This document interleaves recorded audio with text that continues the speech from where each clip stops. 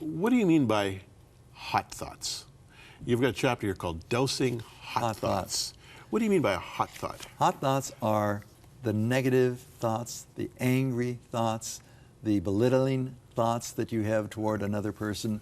You know, maybe your partner hasn't been in the best mood and they make a comment to you and you start thinking, how dare they say that to me? They don't appreciate all I do around here. And all of a sudden you're doing this litany of negative thinking. And what is that doing to you? It's stirring up your body. It's getting you wired, getting you upset, and you're just looking for a way to give a retort back to the individual. And there you are, off and running with a conflict. I've got 4 minutes, and I really want to spend a whole interview on this at some point with you. You have to come back. But you lost your wife of 48 years. I did. And am I to infer from something you said earlier, you also lost a child at one point? We lost our son at the age of 22. He died. And then my wife contracted brain cancer, and so for 4 years we dealt with that. And then in 2007, she died. So how does a trauma specialist deal with his own trauma? I grieved. I was grieving for 2 or 3 years before she died. You do what we call anticipatory grief. And then when Joyce died for the first 4 months, I journaled. I would just pour out my heart and I would write. I'd sit on the floor and wail. My 2 golden retrievers would come in to see what's going on. And I did that. I also ministered at the same time. I kept on going, but I would live my normal life, but the edge of life was taken away. Things I enjoyed before I might do, but it wasn't the same. There was a hole in my life. There was I learned to live without. It was like something was amputated from my life. And at least I didn't think I was crazy. Most people think they're going crazy because they don't know much about grief. I knew that what I was going through was normal, but the intense pain was still there. And everybody watching who is married will go through this type of grief because one or the other will die first, and then you will grieve. And you go to the Lord, you go to the Scriptures, and you be patient with yourself because grief takes not weeks, not months, it takes years, especially with the death of a child. You carry with you shadow grief the rest of your life. And it'll take 6 to 10 years to stabilize with the death of a child. I was telling you before the interview that we've gone through a trauma in our family with our daughter's loss of her husband last year in Zambia. And she and her 3 little kids now are living with us, and so it's a whole new normal for us. But someone was asking me about this recently, you know, assuming that after a year we're kind of growing out of it, and I said, you know what? I'm not sure that's the right term. I think probably, certainly it's true now, but probably for the rest of our lives, we're going to walk with a limp. That's true. You know, our daughter has told us she feels like her right arm has been ripped out of its shoulder, you know.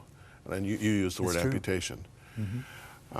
So it is important to grieve, not to sublimate, not to pretend it's not there, as you say, to wail. To wail and to grieve, and she's going to be ambushed for several years. Things are going to come in and just really hit her, and that is normal. The problem is, after a year, where's your support? I'm going to take maybe an extra minute, Mr. Producer, if that's okay.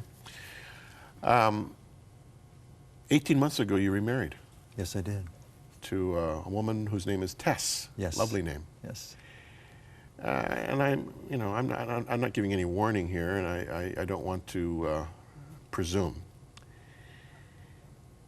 Obviously, you love her, or you wouldn't have married her. Does she fill the hole, or is that hole still there from your 48 years of marriage? Maybe it's a combination. You can't have a replacement. No. You have to allow the other person to be unique. You're into a new learning curve, and especially as you're older, you carry with you many more memories. Those memories will always be with you, but you leave the opportunity to create new memories with somebody new and to grow into a new relationship, which will be unique in its own way. And you have to avoid comparing. Yeah. And what about the sense maybe early on when you're courting that you're somehow being unfaithful to your former partner. Did that thought occur to you? Every now and then those thoughts will come in, and then people would say things like, well, she would want you to go on with your life. Yeah. And so you struggle with some of your thoughts. Yeah. This is why I've applied my own book to myself, Yeah. dealing with thoughts that I would have, and realizing this is an opportunity to grow, to experience a new life, and to go from there. I use this book with people who are in grief, because one of the things that people in grief believe is that I will never get over this. I will always be stuck right where I am now. That isn't true. You will grow, you will move forward. A Better Way to Think. H. Norman Wright is the author, Using Positive Thoughts to Change Your Life. Who's the publisher? The publisher of this is Revell. Mm-hmm. Yeah, which is a division of Baker Publishing out of Grand Rapids. You can access this book, friends. You can just log on to crossroads.ca, or you can call 1-800-265-3100. That's our e-store coordinates. It's really a book well worth the read, believe me, especially if you have struggled with your thoughts, maybe for all of your life. Change your thoughts, change your life. Thank you, Norman. Thank you so much. Back with more after this.